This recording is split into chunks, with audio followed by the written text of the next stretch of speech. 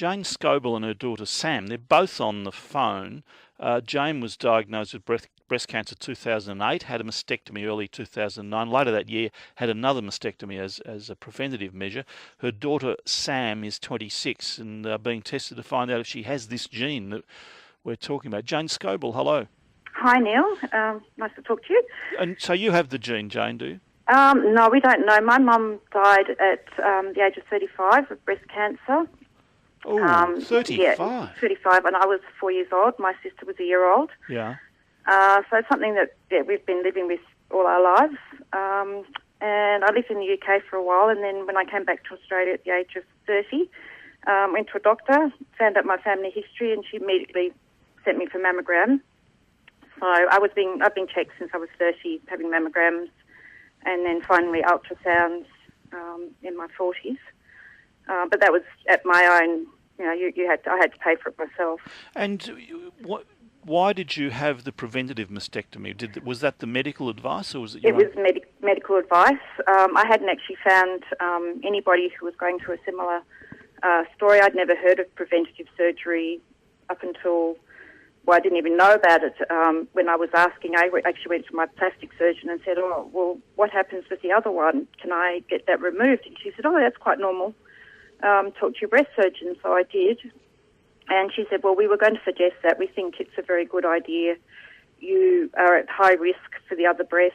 It's fairly likely that we will miss it or won't catch it early, or we might miss it altogether." So she said, "At least you don't have to have it done now, but at least in the next 6 months." So I had it done at the same time so I could have the two implants done at the same time. Was it a tough decision? Yes, it was. It was a very tough decision. I thought about it for a long time before I actually even asked anybody about it. I was like, well, do I do this? But you weren't given percentages like Angelina Jolie. It went from 87% chance to a 5% chance. I was given percentages to begin with when I was first diagnosed. They said with the one that I had DCIS, which is ductal carcinoma in situ, which is in the milk ducts, but it was very extensive. She said by having a total mastectomy, that I will reduce my risk right back down to 2 in 100, so about 2%. You know, there's still a chance. There's always a small chance it'll come back, but of course. It's reduced right down. So okay, so you've lost your mother, and you've been through it, and Sam's on the line as well, your daughter. Well, Sam, with that sort of history, you must be seriously thinking about this. Yeah, that's right, Neil. So after Mum was diagnosed and with our family history, we looked into genetic testing. So we met with a genetic counsellor at the familial clinic at Peter McCallum, and we talked about our family history with them to find out what my risk of developing breast cancer was. So have you had the genetic test? Well, at the time we weren't eligible to go through the testing, but since that was 5 years ago now, but since then, in the last 12 months, we've actually undergone the testing through KCONFAB, which is a research project looking into familial breast and ovarian cancer. Yeah. So we're waiting for the results at the moment. So when you say you weren't eligible, why not? There are a few different criteria to go through genetic testing, and at that time they didn't feel that we fit the bill. Oh dear. Is it expensive? Do you have to pay for it? Or because you're on this program, do you avoid that? So if we were to go through it ourselves, we could pay for it, and it's quite expensive, but because we're going through the research project, we're not actually paying at this stage, yeah. Jane, do you have a son as well? I do, yes. Does it apply to him too? It does. He's taking part in the testing. It also applies. I've got a younger sister as well. We went into the whole family history. I have a great aunt who's had breast cancer. My mum was an only child, so it's very hard to find out any other family history. But also, my father's side has been breast cancer. So they didn't know. They couldn't see a link between my breast cancer and my mother's breast cancer, which was the main reason that they decided that we didn't fit their exacting criteria.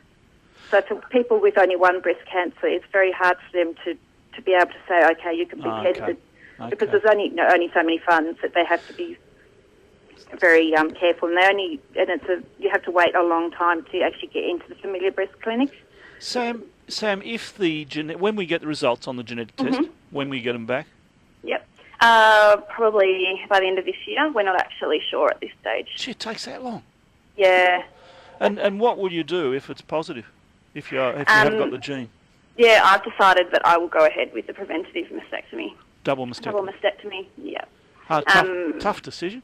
It is a tough decision, but it's also, I guess, at the end of the day, an easy decision, because if I can do something to significantly reduce my risk of getting breast cancer and live for a very long time, then I think I will do whatever I can. So.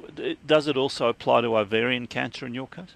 The gene, the faulty BRCA1 and 2 gene also increases your risk of ovarian cancer. I do know women who are currently going through surgery to have their ovaries removed. Sorry, Jane, what did you say? I was going to say I actually had a hysterectomy the same year. For that reason?